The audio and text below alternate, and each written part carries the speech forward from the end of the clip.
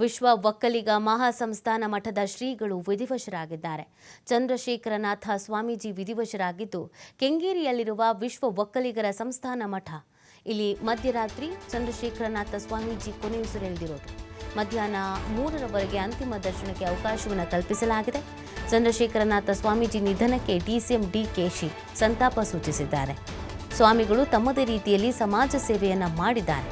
ಸ್ವಾಮೀಜಿಗಳು ನನಗೆ ಬಹಳ ಸಲ ಆಶೀರ್ವಾದ ಮಾಡಿದ್ರು, ಮುಖ್ಯಮಂತ್ರಿ ಆಗಲಿ ಅಂತ ಆಶೀರ್ವಾದವನ್ನು ಮಾಡಿದ್ರು ಅಂತ ಡಿಕೆಶಿ ಇದೇ ಸಂದರ್ಭದಲ್ಲಿ ಹೇಳಿದ್ದಾರೆ.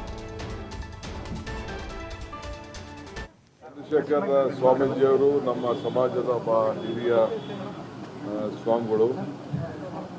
ಬಹಳ ತಾಳ್ಮೆಯಿಂದ ಅವ್ರದೇ ಆದಂತಹ ರೀತಿಯಲ್ಲಿ ಧಾರ್ಮಿಕವಾಗಿ ಕೆಲಸ ಮಾಡ್ಕೊಂಡು ಬರ್ತಾ ಇದ್ರು. ನಾನು ಹೋಗ್ತಾ ಇದ್ದೀನಿ ಅವರ ಅಂತ್ಯಕ್ರಿಯೆಗೆ ಗೌರವನ ಸಲ್ಲಿಸಲಿಕ್ಕೆ ನಾನು ಹೋಗ್ತಾ ಇದ್ದೀನಿ. ನನಗೆ ತಿಳಿತು. ಸೊ ಎಲ್ಲ ಭಾಳ ಭಕ್ತಾದಿಗಳೆಲ್ಲ ಇದ್ದಾರೆ. ಕೆಲವು ವರ್ಷದಿಂದ ಆಯಿತು, ಒಂದು 25 ವರ್ಷದಿಂದ ಅವರ ಮಠ ಸ್ಥಾಪನೆ ಆಯಿತು. ಈಗ ಒಬ್ಬರು ಯುವಕರಿಗೆ ಒಂದು ಅವಕಾಶ ಮಾಡಿಕೊಟ್ಟಿದ್ದಾರೆ. ಅವರ ಆತ್ಮಕ್ಕೆ ಶಾಂತಿ ಸಿಗಲಿ.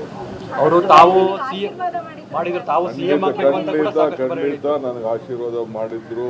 ನಿರ್ಮಲ ಮನಸ್ಸಿನಿಂದ ಅವ್ರ ಆಶೀರ್ವಾದ ಮಾಡಿದ್ರು. ಅವ್ರ ಬಗ್ಗೆ ನಮಗೆಲ್ಲ ಭಾಳ ಅಪಾರವಾದಂತಹ ಗೌರವ ಅನುಕಂಪ ಇದೆ. ನಾನು ಚಂದ್ರಶೇಖರ ಸ್ವಾಮೀಜಿಯವರು ನಮ್ಮ ಸಮಾಜದ ಹಿರಿಯ ಸ್ವಾಮಿಗಳು.